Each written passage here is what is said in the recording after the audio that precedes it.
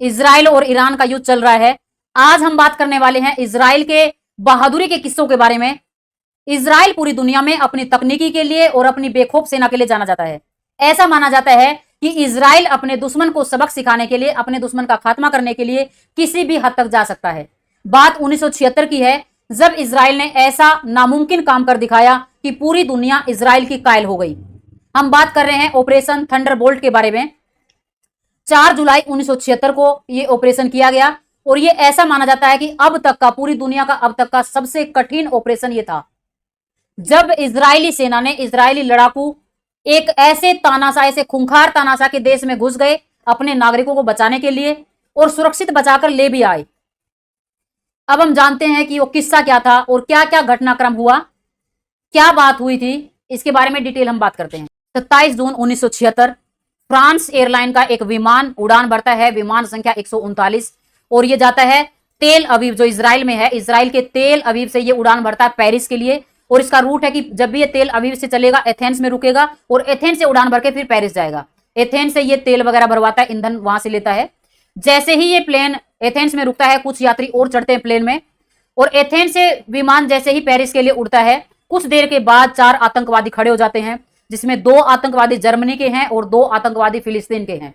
ये विमान को हाईजैक कर लेते हैं और विमान पेरिस जाने की बजाय चला जाता है कहां पे, लीबिया देश में लेके चले जाते हैं। 7-8 घंटे तक लीबिया में इसको रखा जाता है। इसके बाद युगांडा में इसको लेके जाता है। युगांडा का उस टाइम पे तानाशाह था, बहुत ही खूंखार तानाशाह, जिसका नाम है ईदी अमीन। ऐसा माना जाता है कि ये इंसानों का मांस भी खाता था। इतना खूंखार जो तानाशाह था, वो इन आतंकवादियों का पूरी तरह समर्थन करता है। और ये युगांडा के एयरपोर्ट, जिनका नाम है एंतेबे एयरपोर्ट, वहां पे ये अपना विमान लेके जाते हैं हाईजैक करके। सारे यात्रियों को वहां बंधक बना के रखा जाता है।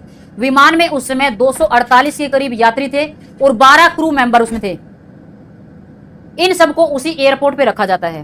कुछ समय के बाद आतंकवादी, क्योंकि उसमें सारे इजराइल के तो यात्री थे नहीं, अन्य देशों के भी यात्री थे, तो जितने अन्य देशों के यात्री थे उन सबको रिहा कर दिया जाता आतंकवादियों के द्वारा। सिर्फ इजराइल के जो यात्री थे उन्हीं को रखा जाता है। 106 यात्रियों को वहां पे बंधक बना के रखा जाता है। ये सब घटनाक्रम होता है। आखिर क्यों ऐसा किया गया, डिमांड क्या थी? अगर कोई भी किसी भी घटना को इल्जाम देता है तो कुछ ना कुछ उसकी डिमांड रहती है, उसकी मांग रहती है। तो आतंकवादियों की मांग क्या थी? आतंकवादियों की मांग ये थी कि 50 फिलिस्तीन के जो नागरिक है 50, वो इजराइल की जेलों में और इजराइल के आसपास के देशों की जेलों में बंद थे। तो इन्होंने डिमांड क्या की कि उन 50 फिलिस्तीनियों को छोड़ दिया जाए, और कुछ पैसे की भी डिमांड की गई कि इतने पैसे भी हमें चाहिए। अब इजराइल की पॉलिसी हमेशा से रही है आज तक कि वो कभी भी आतंकवादियों से बात नहीं करता है, सीधा निपटा देता है। लेकिन अब करेगा क्या इजराइल? इजराइल को चाहिए थोड़ा टाइम। इजराइल दिमाग से काम लेता है। इजराइल की जो वायुसेना है वो आतंकवादियों को बोलती कि ठीक है, हम आपके सारे जितने भी हैं फिलिस्तीनी उनको छोड़ देंगे, हमारे पास तो जितने हैं हम अभी भी छोड़ देंगे उनको, लेकिन बाहर के जो देश है उनसे हमें बात करनी पड़ेगी, उसके लिए हमें थोड़ा टाइम चाहिए। आतंकवादी भी इजराइल की बात से सहमत हो जाते हैं और उनको 4 जुलाई तक का टाइम दे दिया जाता है। घटना कब की है? 27 जून को हाईजैक किया जाता है प्लेन को और 4 जुलाई तक का टाइम दे दिया जाता है। इसके बाद जो यहाँ की खुफिया एजेंसी है इजराइल की, ये एक जबरदस्त प्लान बनाती है, बहुत ही साहसिक प्लान, जिसको आज तक के इतिहास में सबसे ज्यादा बहादुरी वाला ऑपरेशन माना जाता है। और इसका नाम क्या है? मोसाद। यहाँ की ये खुफिया एजेंसी, जैसे भारत की खुफिया एजेंसी रॉ है, ऐसे ही ये इजराइल की खुफिया एजेंसी है और जबरदस्त प्लान बनाया जाता है। अब दिक्कत क्या आएगी? इजराइल और जहां पे इसको प्लेन को लेके गए हैं युगांडा, उनके बीच की दूरी है 4000 किलोमीटर। थोड़ी बहुत दूरी नहीं है, ना ही बाउंड्री लग रही है कि आप जाएंगे सीधा उनके घर में घुसेंगे, ऑपरेशन करेंगे और लेके आ जाएंगे अपने नागरिकों को। आपको जाना है 4000 किलोमीटर, और 4000 किलोमीटर जाने के लिए भी आपको उन देशों से गुजरना है जो आपके दुश्मन देश हैं। 1976 की मैं बात करें, जब सऊदी अरब, इजिप्ट, जितने भी लाल सागर से लगे हुए देश हैं, वो लगभग सारे इजराइल के खिलाफ हुआ करते थे। तो प्लान कैसे बनाया जाता है कि लाल सागर के ऊपर से निकला जाएगा और विमान की जो ऊंचाई होगी वो कम ऊंचाई से ही लेके जाया जाएगा विमान को, ताकि दुश्मन देशों के रडार की पकड़ में ना आ पाए हमारे फ्लाइट।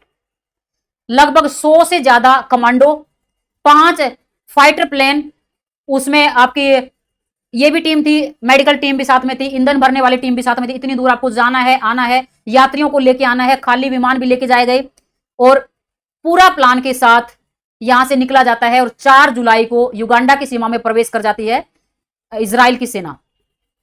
लगभग रात के 11 बजे जो इंतेबे एयरपोर्ट है युगांडा का, वहां पे ये लोग पहुंच जाते हैं।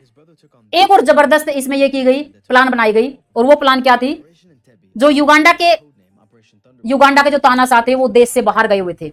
उस टाइम पे युगांडा में वो नहीं थे, युगांडा से वो बाहर चले गए किसी मीटिंग के लिए। तो जिस गाड़ी से वो आते थे प्लेन एयरपोर्ट पे, वही गाड़ी, सेम कलर की गाड़ी, वैसी अरेंजमेंट की गई। जैसे उसके पीछे जिप्सियां आती थी, वैसी सेम कलर की जिप्सियों का अरेंजमेंट किया गया, सेम कद काठी का। यहां ये देख पा रहे हैं, ये वाला जो फोटो है, ये है ईदी अमीन। जितना खूबसूरत दिख रहा है उतना ही खूंखार, सेम कलर का, उतना ही ऐसे ही बॉडी का एक आदमी का अरेंजमेंट किया गया और उसको बिठाया गया।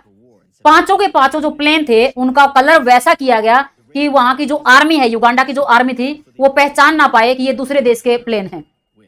मात्र 90 सेकंड में चारों आतंकवादियों को ढेर कर दिया गया।